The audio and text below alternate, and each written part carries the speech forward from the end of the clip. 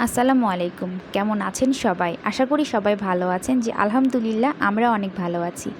তো সবাইকে জানাই ঈদুল আজহার অনেক অনেক শুভেচ্ছা। ঈদ মোবারক।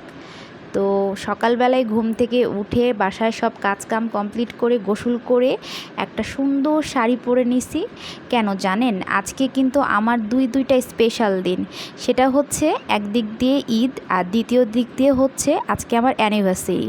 তো সব মিলিয়ে ভাবলাম যে কেন না একটা শাড়ি পরে নেই, আর হাতে দিয়েছি হালকা একটু মেহেদি। তো আমার লুকটা একটু অন্যরকম লাগতেছে না? সবাই কমেন্টে জানাবেন তো আমাকে শাড়ি পরে আজকে কেমন লাগতেছে। তো শাড়ি পরে তো ঘোরাঘুরি করলে হবে না, একদিক দিয়ে ঈদ আর আবার একদিক দিয়ে অ্যানিভার্সারি যেহেতু, তো সব মিলে তো রান্নাবাড়া করতে হবে আর খাওয়াইতে হবে, খাইতে হবে।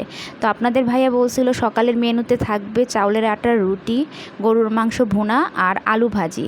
তো তার পছন্দের খাবারই আমি রান্না করে ফেলছি আজকে সকালে নাস্তায়। তো আমার গরুর মাংস রান্নাও হয়ে গিয়েছে, আলু ভাজিও হয়ে গিয়েছে। এখানে আমি রুটিটা সেঁকে নিচ্ছি, রুটিটাও আমার প্রায় হওয়ার মধ্যেই।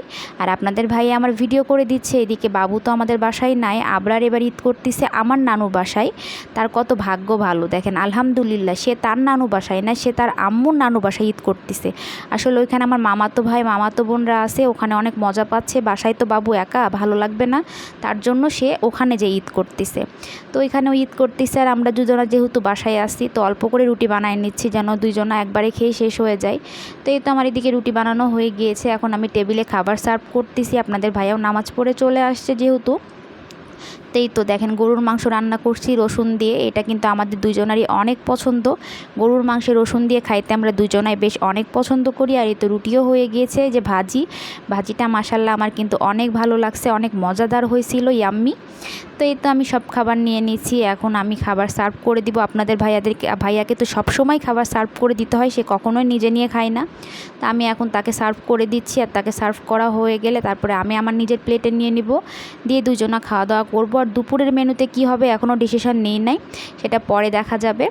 তো এই তো আমি এখন ওকে খাবার টাবার সব রেডি করে দিচ্ছি, মাংসের বাটিটা আগায়ে দিলাম। এখন আমি নিজেও খেতে বসে যাব। আর খাওয়া দাওয়ার পরে তখন ডিসাইড করব যে দুপুরে কি খাওয়া যায়। আর তার সাথে নিয়ে নিয়েছি ঠান্ডা ঠান্ডা কোক, কারণ কোক ছাড়া তো আমাদের চলেই না, সবসময় কোক খাওয়াই লাগে। একটা ব্যাড হ্যাবিট বলতে পারেন হয়ে গিয়েছে। তো এই তো ওকে খাবার দেওয়া হয়ে গিয়েছে। এখন আমি ফার্স্টে এক পিস রসুন নিয়ে নিচ্ছি, যেহেতু আমার রসুন খেতে অনেক ভালো লাগে। এক পিস মাংস, একটা চর্বি নিব আর আলু ভাজি নিব, দিয়ে আমি খাওয়া শেষ করব।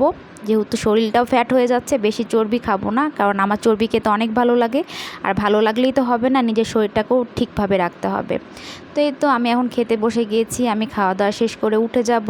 তো ঠিক আছে, আজকের ভিডিওটি এতটাই আপনাদের সাথে শেয়ার করলাম। সবাই ভালো থাকবেন, সুস্থ থাকবেন, আর সবাই আমাদের জন্য অনেক বেশি বেশি করে দোয়া করবেন। ঈদ মোবারক।